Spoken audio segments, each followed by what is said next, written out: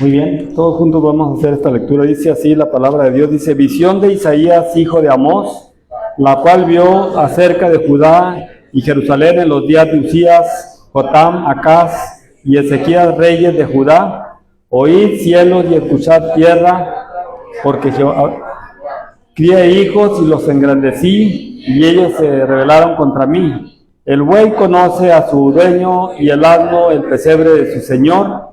Israel no entiende, mi pueblo no tiene conocimiento.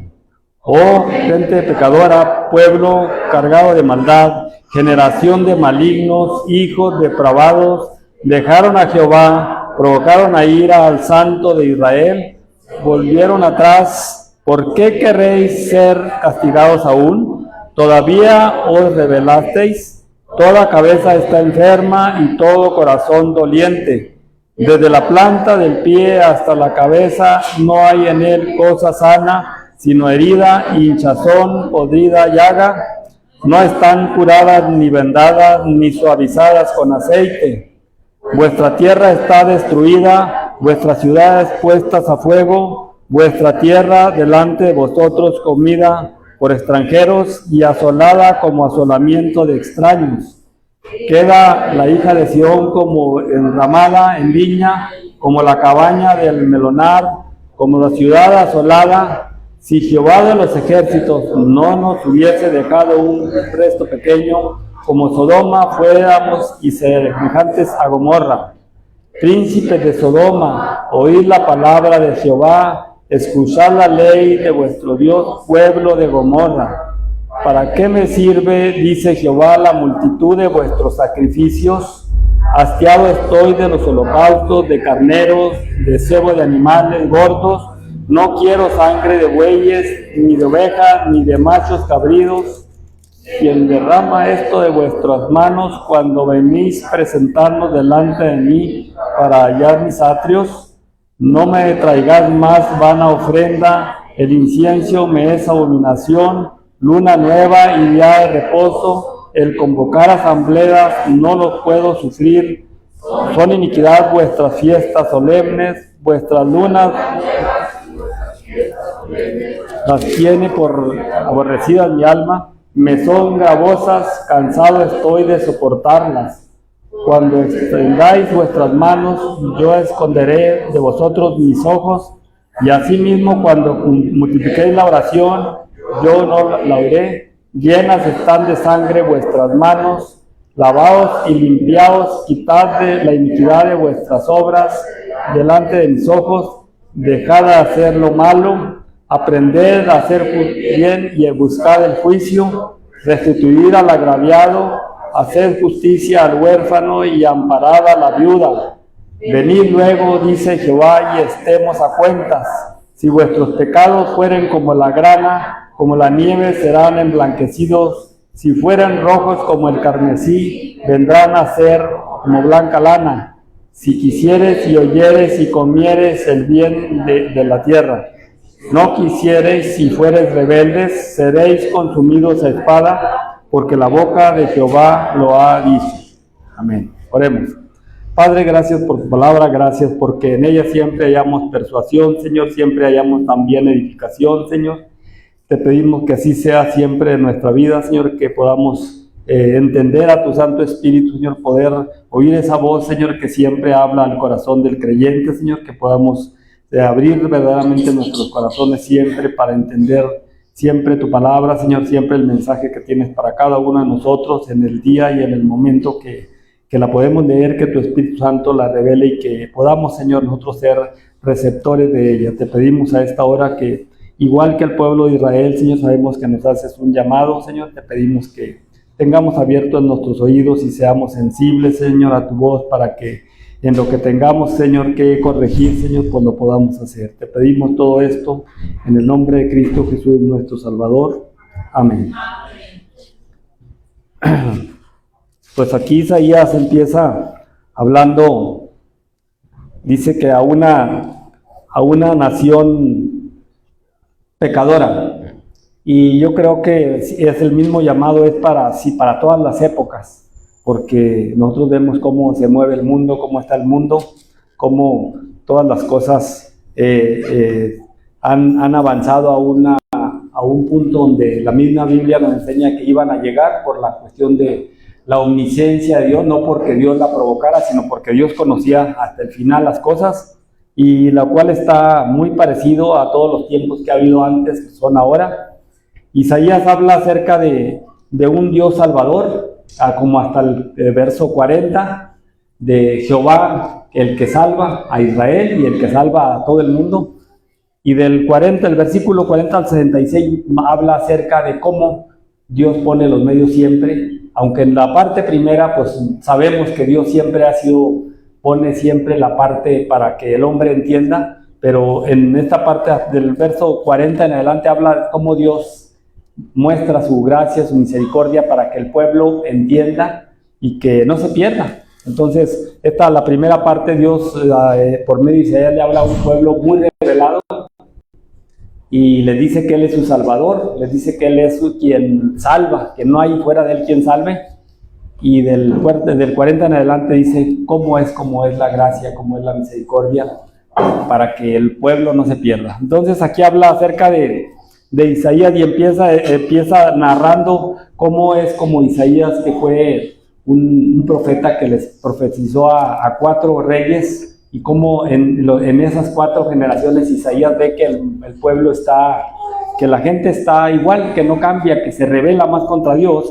Y habla aquí acerca precisamente de la rebelión del pueblo de Israel contra Dios, siendo Dios un Dios misericordioso, Dios amante, y cómo el pueblo se rebeló y siempre se rebeló. Entonces, cómo Dios hace un llamamiento para que vuelva el pueblo, y menciona todas las cosas como Dios, que hasta hoy en día nosotros vemos que sigue igual, sigue llamando al pecador al arrepentimiento, a que haga cuentas con Él, que Él se pone como si tuviera la necesidad, como rogando, dice el apóstol Pablo, como rogando, que el hombre no se pierda, y que Él le da la oportunidad al hombre que lo que haya hecho, Él lo perdona, nada más que vuelva a Él, que vuelva a su origen, vuelva a cuando le conoció, cuando vio su gracia, su misericordia.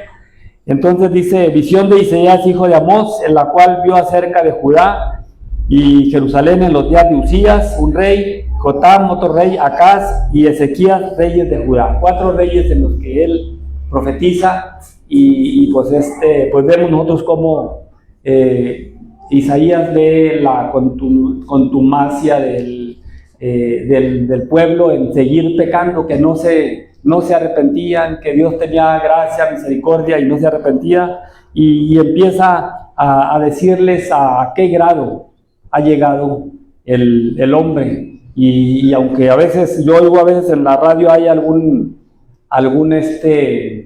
comentarios que hacen acerca de ahora que estaban en la guerra, y una ocasión hallaron a un perro que cuando invadieron los musulmanes, que fueron y atacaron a los gazatíes, atacaron a Israel, a las aldeas o a los ejidos de Israel, y también se robaron un perro, se llevaron un perro, era un perro bonito y todo, y también se lo llevaron entre los que secuestrados, entre los que mataron y todos llevaron un perro, y después rescatan ese perro. Y el comentarista que está haciendo ahí dice como el perro todavía está viendo, o sea, como los lados, y quiere como que lo van a rescatar al perro, y el perro ahí está como que se tranquiliza y luego dice, mira, este perro, siendo un animal, cuánta capacidad tuvo para como darse cuenta que lo iban a tratar bien y todo eso. Dice, bueno, este es un perro, dice, pero dice, a lo mejor si hablo de los gazatíes, dice, pues tendría que hablar en unos términos más drásticos que un perro, dice, porque a lo mejor el perro se ofendería si tuviera el razonamiento de compararlo con las otras personas, dice, porque son peores que los perros. El tipo de lo que es la doctrina musulmana, así es una doctrina completamente diabólica, lo más cruel, lo más asesina que pueda haber. Eso es el sistema musulmán. Y aquí Isaías no agrediendo a los bueyes, los compara, pero les dice que son peores que los bueyes, dice Isaías. Y es una comparación, dice, el buey conoce a su dueño y el asno el pesebre de su señor, dando la naturaleza de un animal, que un animal tiene un reconocimiento, conoce cuando le van a dar de comer y va y se arrima y le reconoce, no lo agrede. Dice, Israel no entiende, mi pueblo no tiene conocimiento. O sea, Isaías mismo dice que el pueblo de Israel está peor que un buey. Así, como les digo, el ejemplo de lo del perro, y seguido oigo ejemplos de cuando hablan acerca del tipo de la gente que entró a secuestrar y a matar niños y mujeres embarazadas, y cómo lo que hicieron con esas personas delante de sus esposos, de sus padres, de sus hijos, para hacer más sangriento, más vergonzoso todo, hicieron las crueldades más grandes que pueda haber hace 2 años. Y dice, a lo mejor si la comparamos con cualquier animal diría, si hablara, no me comparen con esas personas, ¿verdad? Porque esas personas yo no soy como eso, ¿verdad? Y Isaías, hablando acerca del pueblo amado de Dios, de Israel, en quien Dios había tenido toda la complacencia, en que Dios había depositado, había hecho un trato con ellos, un pacto. Era un pacto nacional, y hasta el cual Dios lo tiene con el pueblo de Israel. Ese Dios no lo ha quebrantado ni lo va a quebrantar nunca. Es un pacto eterno el que hizo con Israel. Ese no se quebranta nunca. A pesar de todas las equivocaciones del pueblo de Israel, el pacto es para siempre. Ese no se quebranta nunca. Ese Dios hizo pacto con ellos, conociendo el fin, el principio y el fin, y lo del medio. Él conocía todo, la rebeldía, todo lo que está diciendo aquí Isaías. Ya Dios lo conocía cuando hizo el pacto con ellos. Y Isaías les dice que los animales, como el buey, tienen más buenas condiciones de obediencia que el pueblo de Israel. Y dice cuando habla acerca, dice, mi pueblo no tiene conocimiento. Se niegan al pacto que Dios hizo con ustedes, al razonamiento. Dice, oh gente pecadora, pueblo cargado de maldad, generación maligna, hijos depravados. Ya cuando se hablan en estos términos, Isaías hablando de todos estos términos, son términos con muchas agravantes. Un depravado es el que lleva todas las agravantes de las maldades que pueda haber, de las más horribles cuestiones inmorales, ahí van en los depravados. Y eso es lo que les dice, hijos depravados, dejaron a Jehová y provocaron a ira al Santo de Israel. Provocaron al Santo de Israel. Cuando dice el comentarista acerca de cuando dice la Biblia, cuando habla así acerca del Santo de Israel, se refiere precisamente a lo que Pano decía en la mañana del comentario, que sepan lo que decía acerca de por qué Dios, Jehová, no se puede acercar al hombre pecador, a un pecador, porque Dios es santo y su santidad no puede, mataría a cualquiera si Dios se acercara al hombre tal, sin el Hijo que vino a pagar por nosotros, sino que como Jehová, como lo presentan los testigos de Jehová, como Jehová así, y nosotros sabemos que Jehová es el Santo de Israel. Si Él se presentara así, por eso nosotros cuando el tipo de gente como cualquiera, como los testigos de Jehová, o como cualquier secta o doctrina, donde tienen un intermediario, menosprecian a Cristo, y entonces quedan como directamente el que está hablando con Jehová y ellos, y entonces menosprecian al Cordero, menosprecian al mediador del pacto, y se quedan sin un mediador. Y todas las sectas normalmente que ponen a un personaje, pues se quedan sin el mediador, porque ellos tienen un mediador, que es el hombre con el que están platicando, con el que están conviviendo, como en este caso la luz del mundo ahorita a Nazón Joaquín, los de la carpa pues al que tienen ahora, ese es su mediador. Los mormones pues a José Smith lo ponen entonces no hay mediador. Los testigos de Jehová, nadie, ni mediador tienen siquiera, nomás a Charles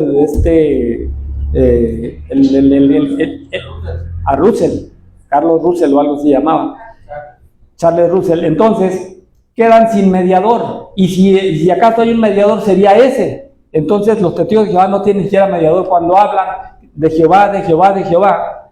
Ni siquiera ponen como intermediario al mediador. Entonces Jehová, como tal, como Jehová, así como lo hablan ellos, aquí se denomina como el Santo de Israel, como el Santo de Israel, como el que no puede tener un contacto con el pecado de ninguna manera, porque nuestra mente, nuestra conciencia ni siquiera alcanzaría a entender la gravedad de la magnitud de la maldad que hay en el hombre, cuando la santidad, que es la perfección, se acercara a nosotros. Quedaríamos derretidos en un segundo, digo porque conocemos el segundo, pero en nada.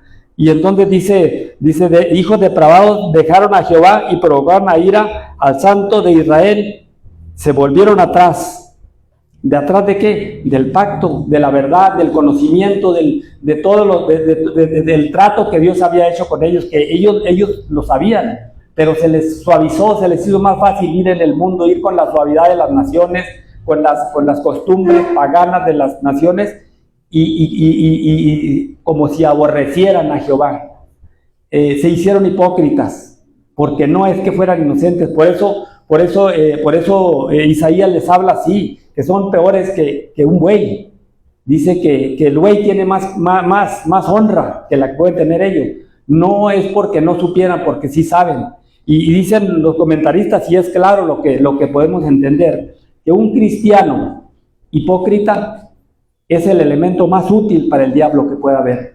Una gente que se llama cristiana, pero anda en pecado, es lo peor que puede haber. Es el vómito más horrible que pueda haber, del que cualquiera persona se da cuenta que es algo que es repudiante.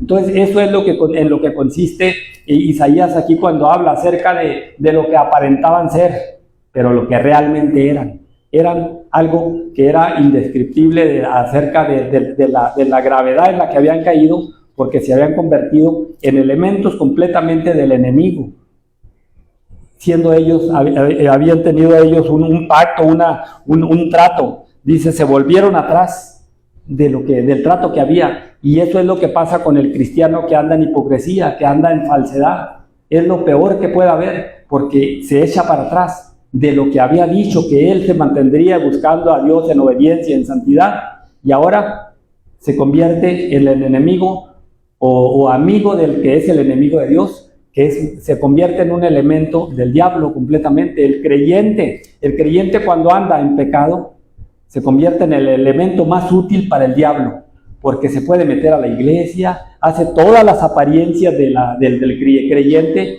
siendo que es un elemento del enemigo,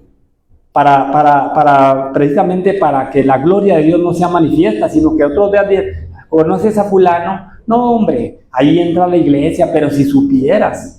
Entonces ese se convierte en una vergüenza, en lo que Dios dice que lo vomita, lo aborrece, lo vomita, no lo quiere, ni siquiera lo oye, dice, y al santo se volvieron atrás. Dice, ¿por qué querréis ser castigados aún? Porque Dios no tarda en llegar la justicia, aunque hay gente que cree que no, pues me voy a morir y no pasa nada. No, la justicia llega un día, ¿verdad? Uno a veces ve a alguien que hace mucha injusticia y como decía Asaf, decía, los veo gordos y no se les da el sueño. Dice, no tarda su castigo. Dice, todavía os revelaréis.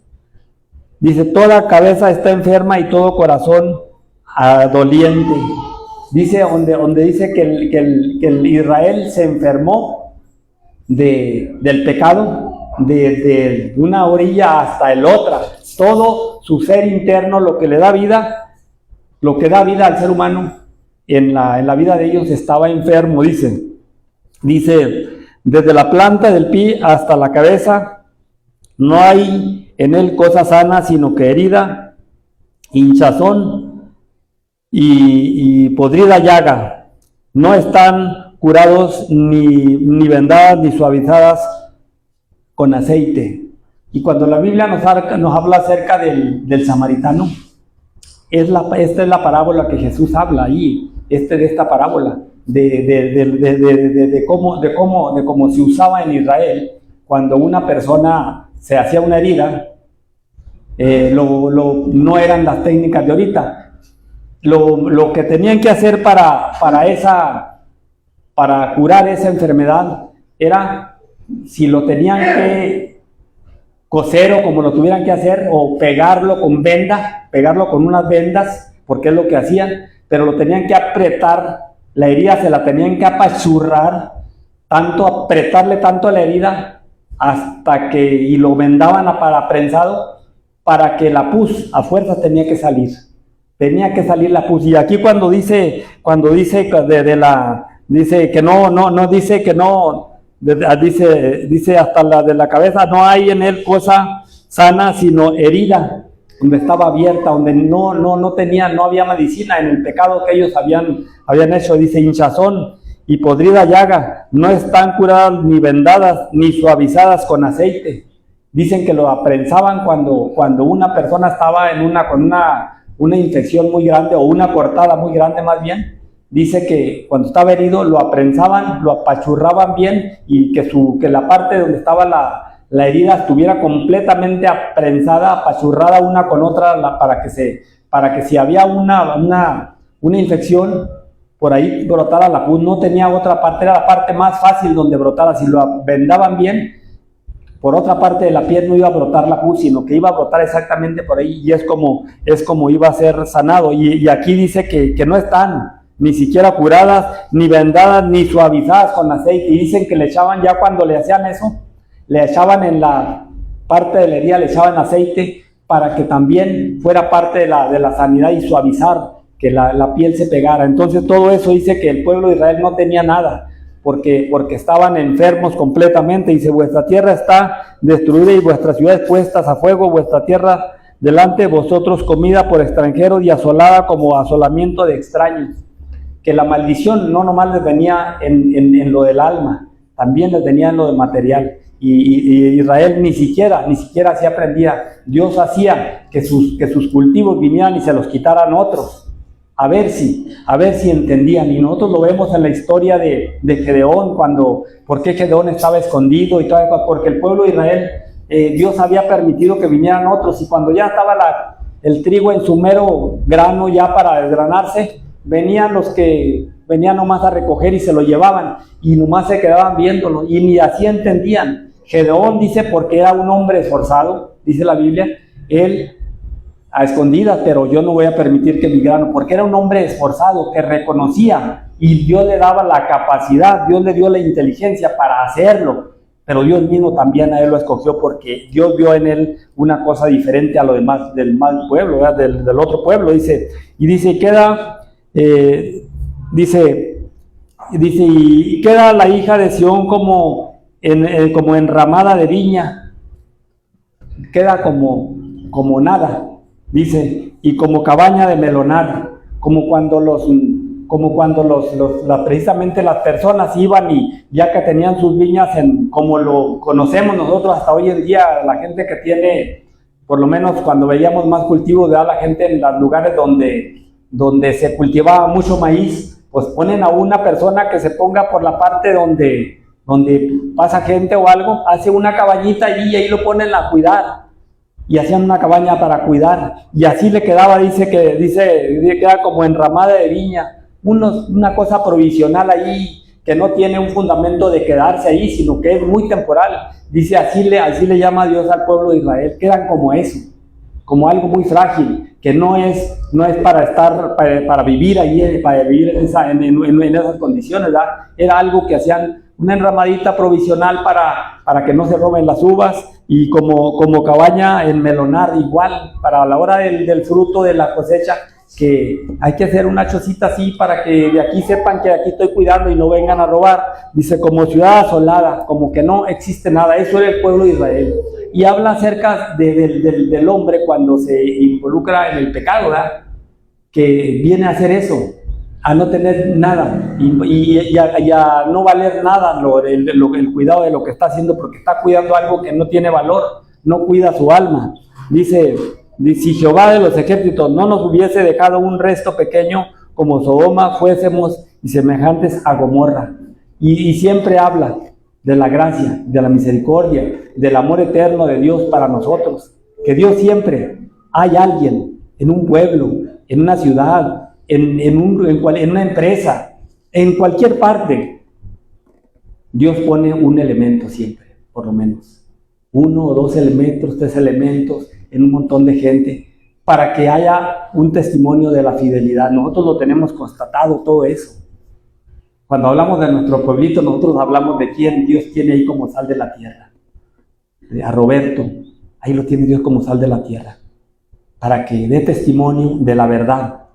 Seriecito, sin decir muchas cosas, con el puro testimonio la gente habla. Y Dios dice que Dios siempre ha dejado un remanente en medio de todo. En Israel siempre hubo un remanente, nunca dejó de haber. Desde el tiempo de Jesús hasta nosotros, que nosotros dicen que somos hijos somos hijos renegados de la Iglesia Católica, nunca lo fuimos. Nunca lo fuimos, porque nunca pertenecimos en un grado a ella. Y nuestros ancestros más allá, o los fieles que hubo en las épocas, nunca lo fueron. Siempre hubo un remanente que pasó por un lado del pecado, que decía, yo no me contamino. Y tuvieron que sufrir, como dice la Biblia, tener que morir muchas de las muertes, sacrificados por causa de su fe. Entonces, pero siempre dice el profeta, dice que si no nos hubiese dejado un resto pequeño, como Sodoma fuésemos y semejantes a Gomorra, que si fuéramos así, si no hubiera un remanente, Dios había terminado las cosas así como Sodoma, en fuego, ya no hubiera nada. Pero siempre ha habido un rebaño, siempre ha habido una pequeña porción de personas que se apartan de lo que los otros hacen, del pecado, y buscan a Dios en santidad y en el esfuerzo humano, y con la gracia de Dios, de poder honrar a Dios con su vida. Y luego habla, cuando dice llamamiento al arrepentimiento verdadero, porque hay arrepentimientos falsos. Por eso dice al arrepentimiento verdadero. En el caso de como Judas tuvo un arrepentimiento falso, un remordimiento de conciencia, que entregué al maestro, pero no fue un arrepentimiento genuino. Por eso se quitó la vida, por eso digo, no, yo ya, no.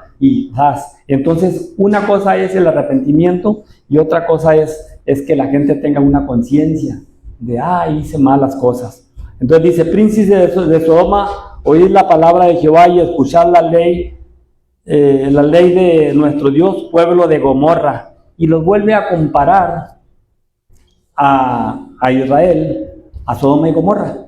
Los compara, les dice, ustedes son, nomás que hay un remanente.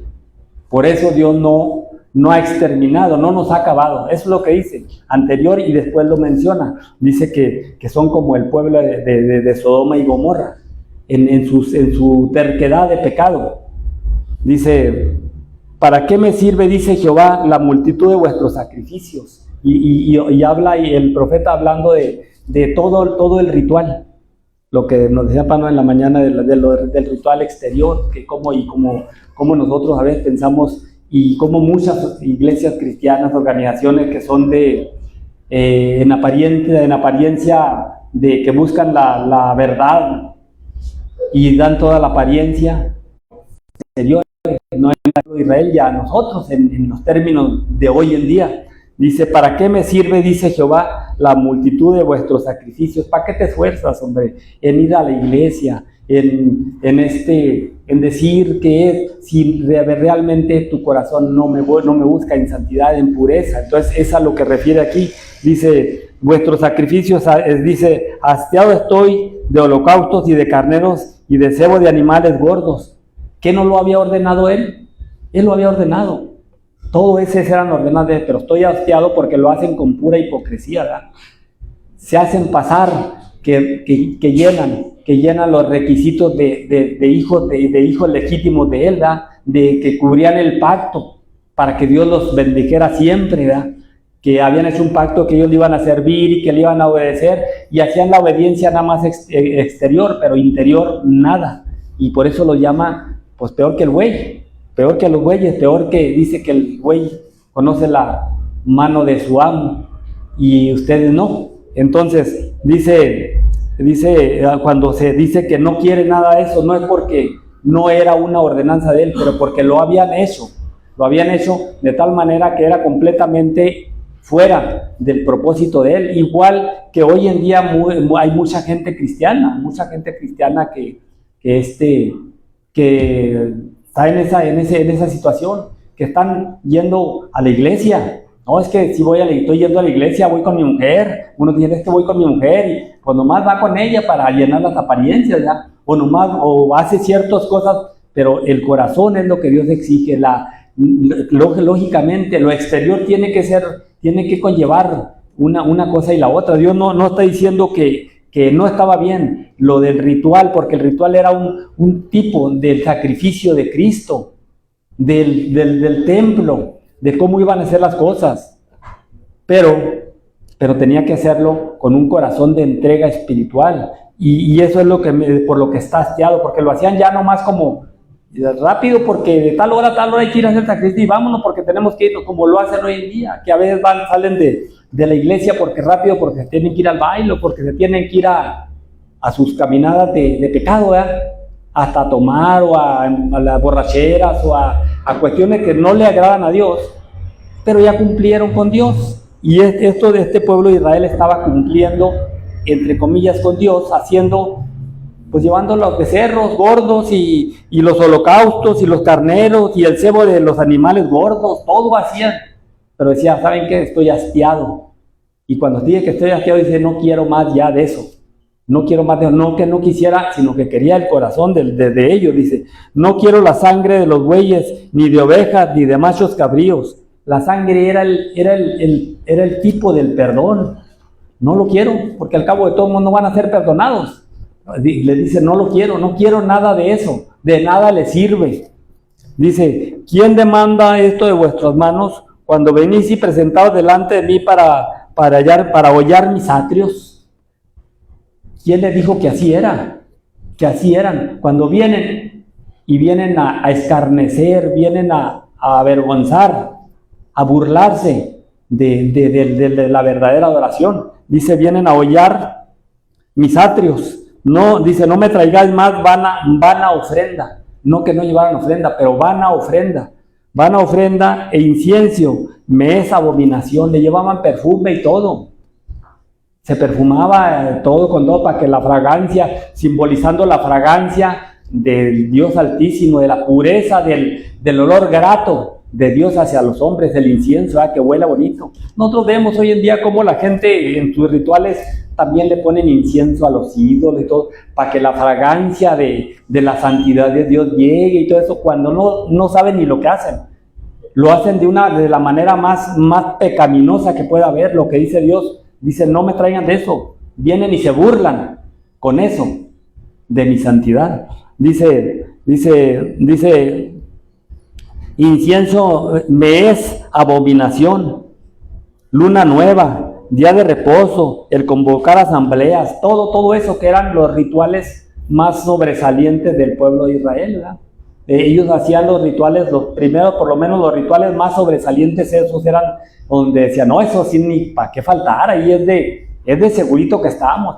A la hora que ofrecían el sacrificio donde simbolizaba la salida de Egipto, no, tenemos que ir, esa es la fiesta más grande, pero lo hacían como se hace hoy en día de la Virgen de Guadalupe, ¿verdad? Porque toda la gente va, y no, hombre, pues cómo no va a estar bonito si hay mucha fiesta y mucha música y muchas flores, y lo hacían todos los sacrificios más interesantes. Ahí estaba todo el pueblo estaba ofreciendo sacrificios, porque era donde se juntaba, se codeaban ahí unos con otros y se competían a ver quién llevaba mejores perfumes o mejores sacrificios, más bonitos, más presentados. Entonces dice que nada de eso, dice, y se hacían todo eso, dice incienso me es abominación, luna nueva, día de reposo, el convocar asambleas, no lo puedo sufrir, son iniquidad de vuestras fiestas solemnes.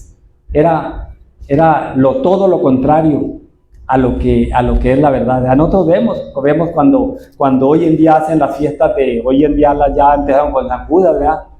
Y luego siguen con Guadalupe y siguen con sus fiestas de sus santos de la del Carmen, la de esto, la de aquello, y creyendo que es ofrenda para Dios, para el Altísimo, siendo que es todo lo contrario, es pura ofrenda al diablo, son puras ofrendas al diablo.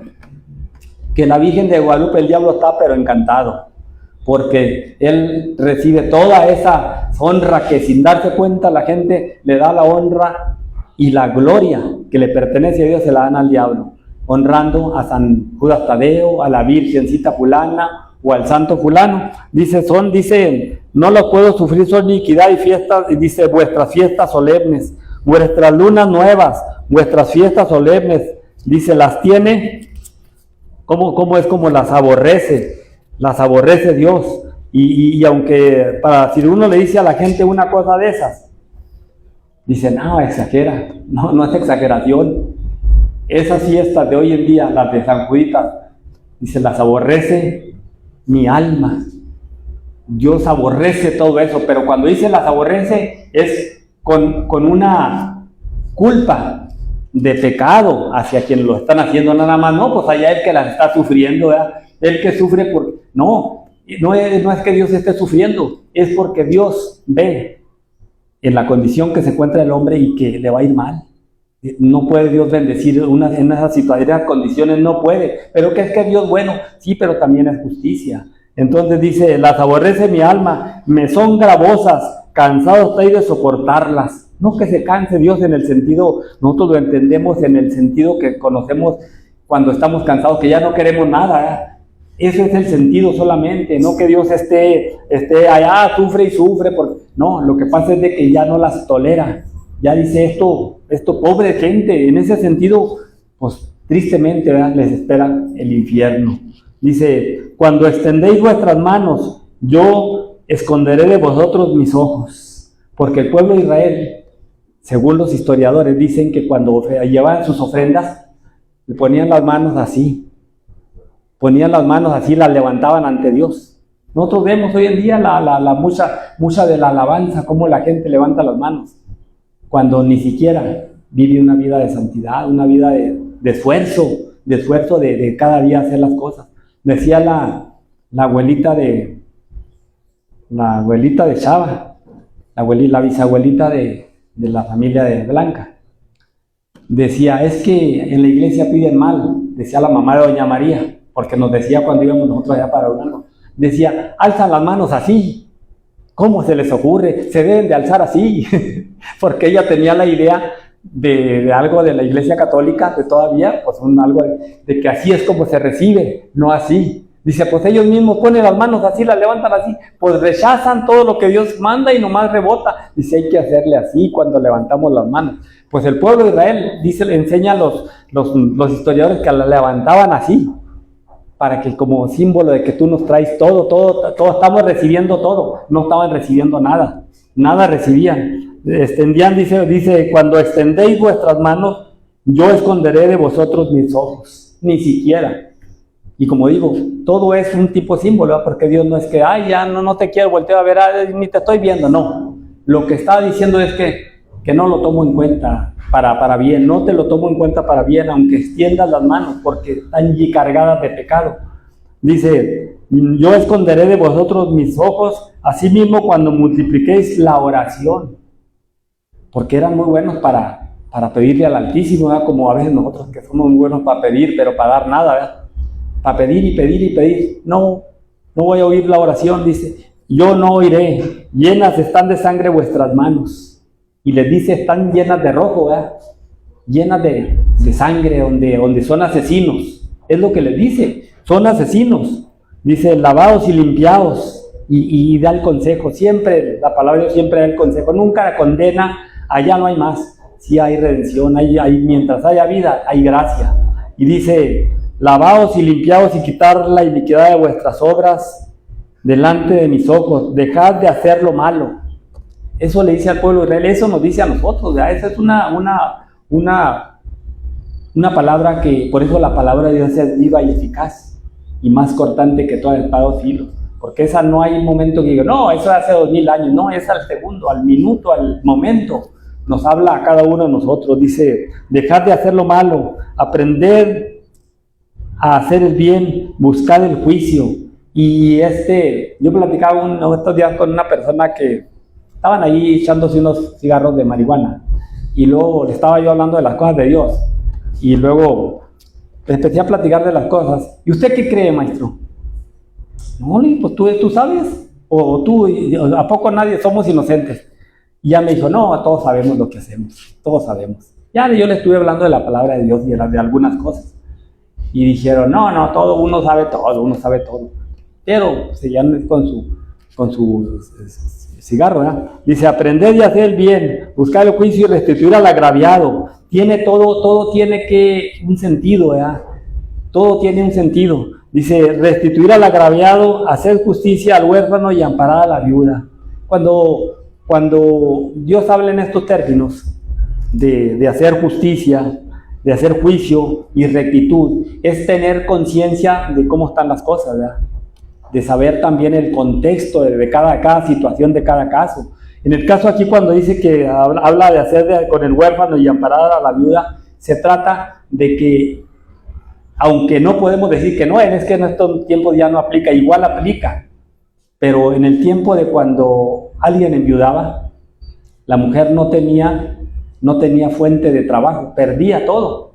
Se iba el marido y se acabó todo. Vendía su heredad y a sus hijos pues los ponía en venta también en la esclavitud. Entonces dice, ustedes saben cómo son las cosas. A eso se refería.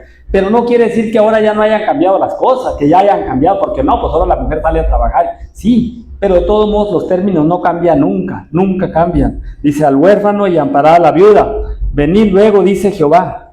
Y el ruego de Dios, que nosotros lo vemos, como dice el apóstol Pablo, como Dios habla como rogándonos, como pidiendo, arrepiéntanse, hombre, yo quiero que se arrepientan, rogándonos.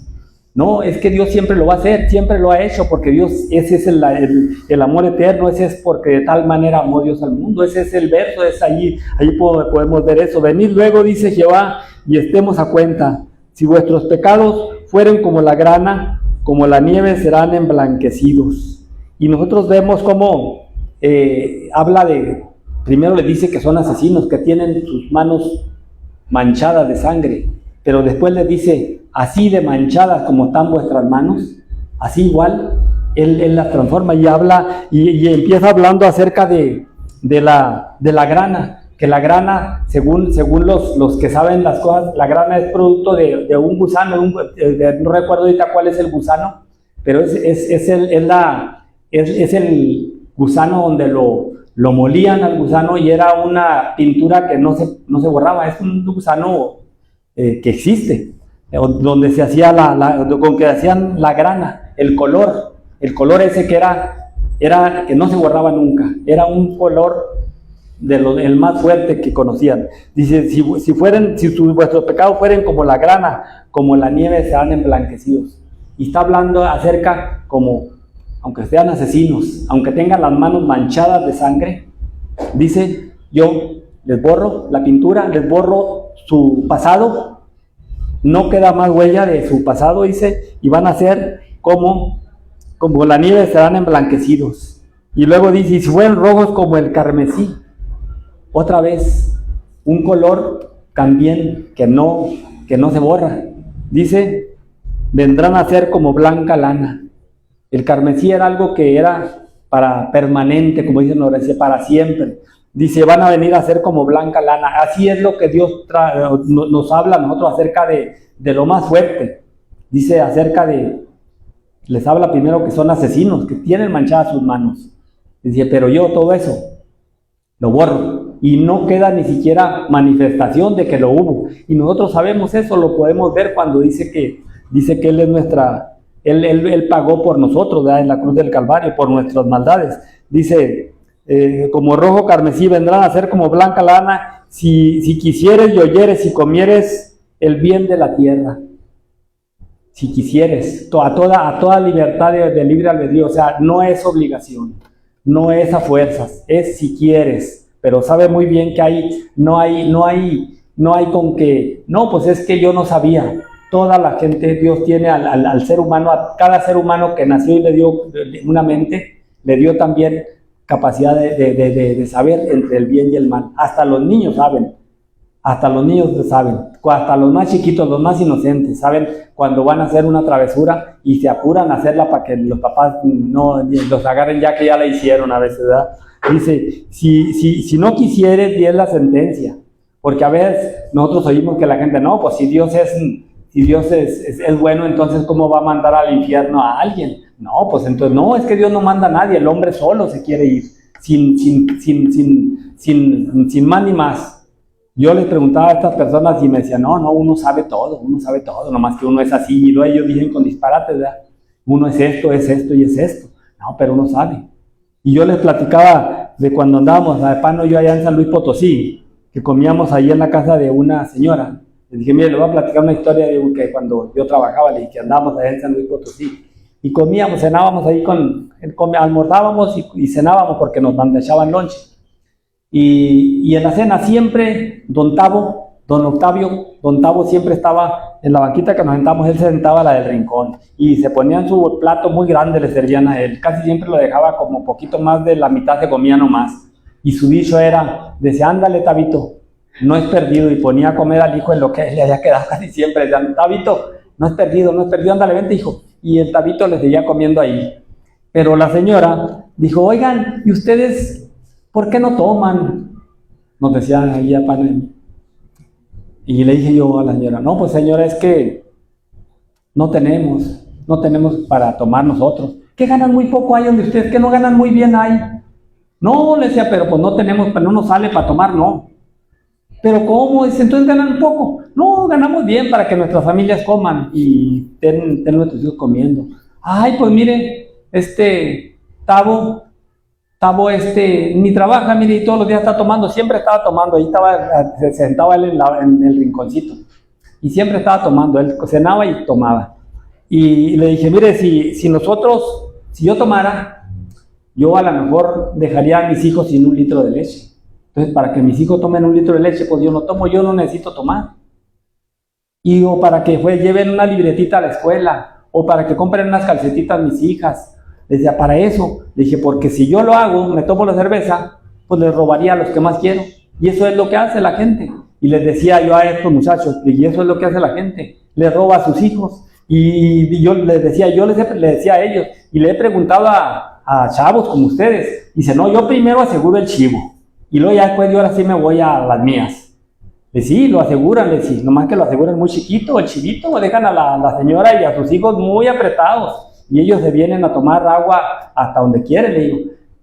Y luego me dicen, no, uno sabe todo, maestro, uno sabe todo. Ah, bueno, saben todo. Entonces la gente sabe todo. Y no va a haber con que el día que se presenten delante de Dios diga, no, es que no sabíamos, todos van a saber. Pero Dios sabe más, sabe que lo saben y que lo resaben. Por eso es por lo que Dios te habla de esta manera. Dice, y si no quisieres, si fueres rebeldes, seréis consumidos a espada. La sentencia, no hay otra. Y eso le dice al pueblo de Israel y eso nos dice a nosotros, dice, porque la boca de Jehová ha dicho. Y cuando dice esto el profeta, es porque dice, esto no lo digo yo, lo dice la boca de Dios, ¿verdad? Y nosotros podemos decir lo mismo, no lo digo yo, lo dice Dios. Lo dice Dios, que el alma que pecare, esta morirá. Platicaba yo también acerca de esto allí un día con mi suegra. Y les puse de ejemplos a todos las otras organizaciones que no son ellos. Le dije, todos esos, le dije, pedófilos y adúlteros, todos esos, como los mormones, como los aronitas, los de la luz del mundo, y muchas otras, les dije, otras organizaciones. Le dije, y en la organización donde haya un adúltero, que es el líder, le dije, pues más descubierto no puede estar que es un enviado del diablo, no enviado de Dios. Y ya en eso me vine, ya me dijo una de mis cuñadas, me dijo, no, Valito, nosotros a usted lo respetamos mucho. Bueno, le dije, yo también la respeto a usted mucho, pero yo no puedo decir lo que yo sé, le dije, porque si yo me callo, entonces yo voy a ser culpable. Y así son las cosas. Yo nunca les dije acerca de lo de ellos, para no decir que son ellos, ¿verdad? Pero ellos que se midan, ellos sí saben, la gente sí sabe, porque nadie es inocente. Por eso a veces vemos, ay no, pero ¿a poco puede ser? Pero es que se ven re buenas personas, pues si andan en pecado, no hay no más que esto, lo que dice aquí al final, dice, si quisieres, si no quisieres, si fueres rebeldes, seréis consumidos. Si no quieren la verdad, más descubierto no puede tener cualquier organización cuando su líder es un depredador sexual y todas creen que es el ungido de Dios. Pues digo, pues más abierto, ¿no? ¿Para qué se engañan? No están engañados, más bien son rebeldes y ya el diablo les puso una tapadera en los oídos y en la boca para que ni oigan, ni vean, ni entiendan. Pero ellos son culpables, cada quien es culpable. Entonces nosotros aquí pues nos dice igual, ¿verdad? Yo creo que necesitamos nosotros darnos cuenta y ver que este tiempo, cuando hablamos ya de ahora, de este tiempo, a veces como que queremos asustar a la gente ya decir, no, si es que estamos ya en los últimos tiempos. Y estamos en los últimos tiempos porque como cuando la mamá vio la preocupada a la niñita que le decía, mamá, es que nosotros necesitamos buscar a Dios más, mamá, porque ya Cristo va a venir pronto. Y le insistía tanto la hija, la niña, la mamá para tranquilizarla, no, hija, no te apures, Cristo todavía no viene, no va a venir. Sí, mamá, sí va a venir, porque dice la Biblia que cuando digan que todavía no viene, es cuando va a venir. Y nosotros eso lo sabemos, ¿verdad? Dice la Biblia que va a ser como en los días de Noé, cuando digan que es una pura vacilada, porque eso dijeron de Noé, es una vacilada, es un loco que se le ocurrió, ahora sí que tiene es un loco con iniciativa, seguramente a Noé lo vean como un loco con iniciativa. Es un arquitecto, porque mira cómo lleva el arca y iban a verla y a admirarla, pero a burlarse de que era un loco, ¿verdad? Que no era el momento, esto no es cierto nada de eso. Y hoy en día la humanidad estamos tan entretenidos a veces en tantas cosas materiales que hacemos proyectos para cientos de años, para protegernos de tantas cosas que pueden venir, y para la verdadera que viene a veces no estamos protegidos, ¿verdad? Entonces creemos que Cristo viene muy pronto. Sin lugar a equivocarnos, somos la última generación, sin lugar a equivocarnos. Ya no hay otra generación de la que Jesús dijo que cuando acontecieran estas cosas no pasará esta generación. Nosotros somos la última generación. Y entonces, pues ojalá y nos acordemos, ¿verdad? Cuando queremos entrar al convite con el mundo, decir, no, ¿cómo va a ser? Si yo ya nomás me faltan 2 nadadas o 3 nadadas para salir a la orilla del precipicio, del río, ¿verdad? Porque puede ser que muchos, si nos descuidamos, cuando nos vamos llegando al nivel de la salvación, a hallar, a verla, a obtenerla completamente ya en su totalidad, dice que el que se detiene no agradará mi alma, dice la Biblia. No, tenemos que seguir. Entonces ojalá y cada día la palabra de Dios a nosotros pues nos redarguya, ¿verdad? Nos haga. Y yo creo, nomás que yo lo digo y me quedo a veces sin el consejo, ¿verdad? La clave está en la lectura de la Biblia y lógicamente la oración. Pero la clave para que, si a nosotros nos empieza a apasionar la lectura de la Biblia, quiera que no, como consecuencia, vamos a orar. Es una consecuencia. Es que la oración es consecuencia de la lectura. Entonces, pues ojalá y armonicemos, ¿verdad? Las dos cosas, ¿verdad? Que leamos la Biblia porque pues la Biblia casi se nos salen las letras para afuera a decirnos, ¿verdad? A nosotros los creyentes ya se nos brincan las letras, y sí se nos brincan, porque se nos brincan a la mente cuando vienen situaciones, dice, no, porque la Biblia dice tal cosa, nos brincan ya las letras a la mente, y esa, gracias a Dios, porque las leímos alguna vez, y el Espíritu Santo rápido ¿cuál mensaje de un email o un telefonazo inmediata al segundo de cuando nosotros estamos en una lucha? La palabra de Dios nos brinca a la mente. Y eso es porque Dios nos protege, ¿verdad? Entonces, ojalá y tengamos más conocimiento de la Biblia. Y entre más conocimiento, pues vamos a tener más armas. Nos van a brincar mucho más partes de la Biblia. El Espíritu Santo la hace brincar. Ese es un milagro que a veces nosotros no hemos conceptuado, ¿verdad? Que, caray, me vino tal palabra y no, Señor. Y ahí Dios nos sostiene en luchas que nosotros tenemos. Entonces, ese es un milagro que a veces no lo valoramos, de que cuando le hemos leído la palabra y ya sabemos la palabra de Dios. Yo que soy muy tonto para la cuestión de las citas. A veces no me interesan las citas, en el sentido de cuando me viene la palabra, digo, entonces ya después cuando me viene cierta palabra, cierta parte de la Biblia a la mente, y me intereso, digo, voy a buscarla a ver dónde mero está. Y la hallo, inmediatamente voy y la hallo. El Espíritu Santo me la mandó y me deja de tarea que la rectifique, que vea. Y va uno y ahí haya la palabra. Y esta era la palabra de Dios. Dios me la dio en ese momento. Yo fui el descuidado que no me aprendí la cita, pero Dios todavía me tiene paciencia y me manda a que ya me dio la clave, ya nomás me dio como el número del folio. Ya voy yo, le digo, no, aquí está la palabra, lo que dije es verdad. Entonces nosotros tenemos pues un privilegio. Todos los que hemos leído la Biblia, una o dos o tres, o los que la han leído más con muchas veces, qué bueno, saben más. Mamá nunca se cansó. Mamá la leía 3 veces o 4 veces al año, pero no se saciaba, quería leerla 4 o 5, pero mamá siempre la leía por lo menos 2 veces al año. Y no porque no, realmente nosotros no la vamos a saber, ¿verdad? Pero el Espíritu Santo nos va a revelar lo que nosotros ya habíamos leído.